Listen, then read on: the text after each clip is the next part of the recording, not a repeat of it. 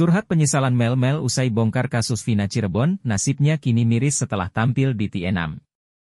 Assalamualaikum warahmatullahi wabarakatuh. Tribunnews.bogor.com, Mel-Mel, saksi kunci kasus pembunuhan Vina dan Eki di Cirebon mengurai rasa penyesalannya. Mel-Mel rupanya menyesali aksinya yang membongkar kasus Vina Cirebon ke media. Belakangan, kabar terbaru dari Mel-Mel pun jadi sorotan. Pasalnya beberapa hari setelah membongkar kasus Vina Cirebon di televisi, pria yang mengaku melihat detik-detik pembunuhan Vina dan Eki itu mendadak menghilang.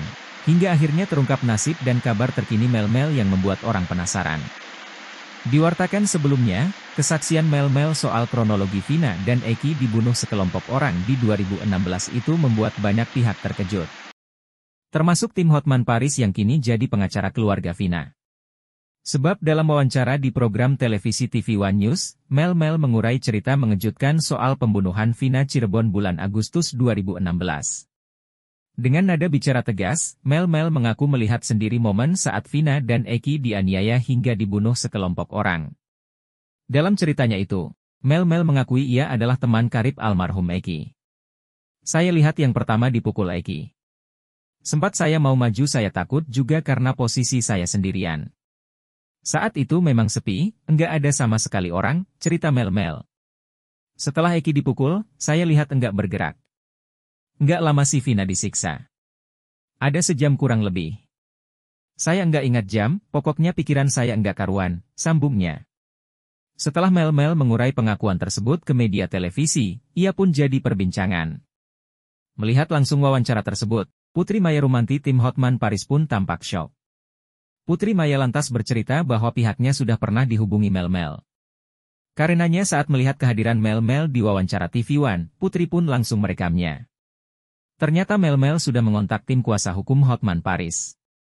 Artinya Mas Mel-Mel enggak halu, cuma memang belum ditindaklanjuti saja sama tim Hotman Paris, ungkap Didit tim Jejak Backpacker yang menghubungi Mel-Mel. Nasib terkini Mel-Mel. Gara-gara mengurai kesaksian terkait kasus pembunuhan Vina, sosok Mel-Mel jadi perhatian satu Indonesia. Sebagai pihak yang pertama kali menghadirkan sosok Mel-Mel ke media sosial, tim YouTube Jejak Backpacker pun buka suara. Salah satu tim Jejak Backpacker, Didit mengurai isi pembicaraannya dengan Mel-Mel sebelum Mel-Mel diwawancara televisi. Akhirnya terkuak alasan kenapa Mel-Mel diam saja selama 8 tahun kasus Vina Cirebon berjalan. Ternyata Mel-Mel dilarang oleh keluarganya untuk membongkar kasus Vina Cirebon. Saya bilang, Mas Mel-Mel sudah salah langkah kemarin dengan mengikuti keluarga untuk menghindar. Otomatis enggak selesai masalahnya, dibebani dengan masalah di 2016, biar dilepas ya Mas Mel-Mel harus tanggung jawab selesaikan sebagai saksi di kasus itu, imbuh Didit. Tak kuat lagi menahan kegelisahan dalam diri, Mel-Mel akhirnya memberanikan diri berbicara ke media soal pembunuhan Vina dan Eki yang ia saksikan sendiri.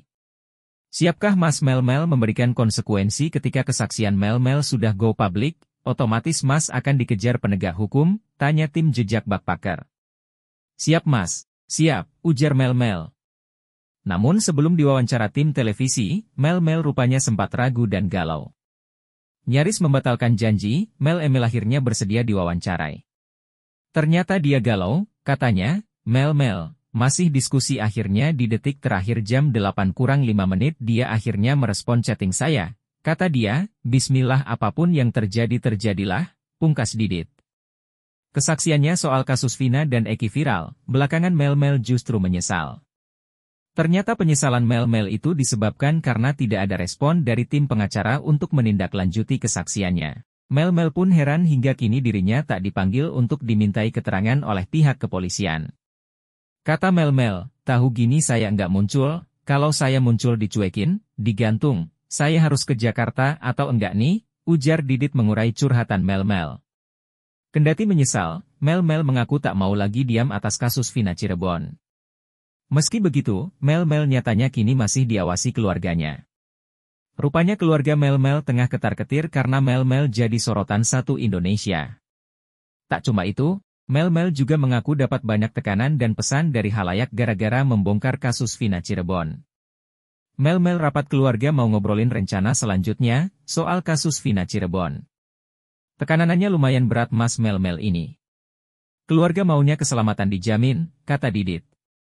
Akibat deretan tekanan tersebut, Mel-Mel memutuskan untuk mengasingkan diri dari keluarga inti. Mel-Mel pun kini bernasib miris yakni sudah tidak bekerja hingga hidup luntang-lantung. Sekarang dia, Mel-Mel, udah enggak kerja. Dia di rumah saudaranya. Bolak-balik enggak di satu tempat lama-lama. Dia udah enggak ada penghasilan, ujar Didit.